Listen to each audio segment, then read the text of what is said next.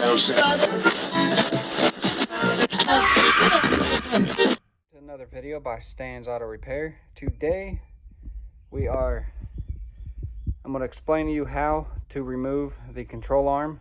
Removing it, putting one in will be the same as removing it. Okay, the tools you're going to need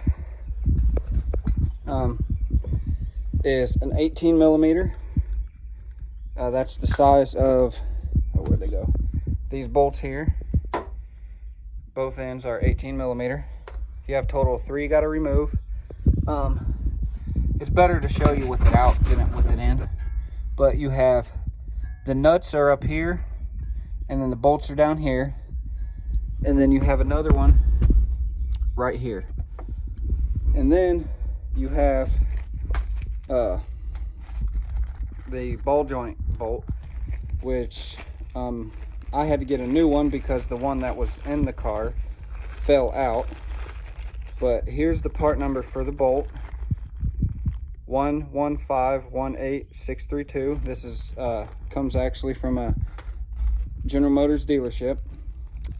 And then here is the part number for the nut, which comes separate, which is 11517996. I'll get the size of that here in just a second. Remove the bottom bolt, which will be right underneath the rotor. That is a 15 millimeter. So you need an 18, and a 15. That's the two sizes you need. You can get you one of these. That's to hold the bolts up here at the top, and then hold the nut back here. So that's what you need. Get you a breaker bar.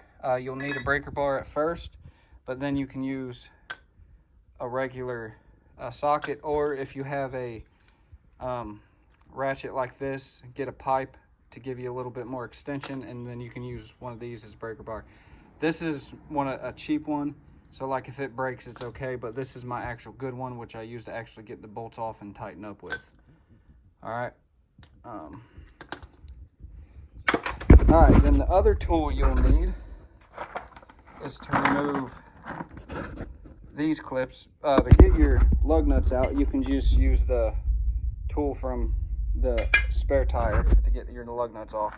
But then you'll need this, which this is a T20, which removes these screws here, which you'll have 3 along here and then 1 underneath, and then you just need to go through and pop these clips out, which you can use a flathead screwdriver. You can work, see if you look, let me focus here.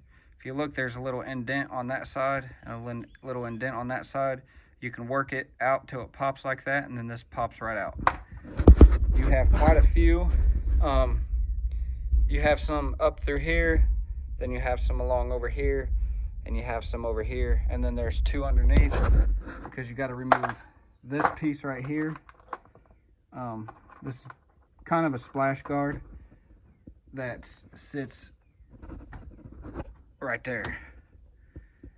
All right, and then I just had a little sledgehammer. You can probably use a hammer, and a small crowbar. I set the crowbar right there to pop the ball joint out. I just tapped on the end of the crowbar, and then to wiggle the back portions out, the back pieces right there that stick in there, I just got my crowbar like this inside of it, and then I used my sledgehammer and just tapped it, and then the same for back here. Wiggled it in right there, popped it out. All right, so that's pretty much how you'll remove it. Then that's about all the tools you're going to need with that T20. All right, and then you'll need, you can get your Moog control arm, which the part number is, focus, RK6217 651. And yes, this does come with brand new ball joint. As you can see right there, it got a little cover on it so don't damage it. And then comes with new mounts, bushings.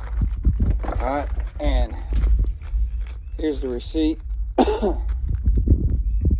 I ordered it online, so it initially cost $185.99, and then I got a 20% discount because I got it offline at Advance Auto Parts, so I saved $32.20, which with the tax of my area brought it to $163.30.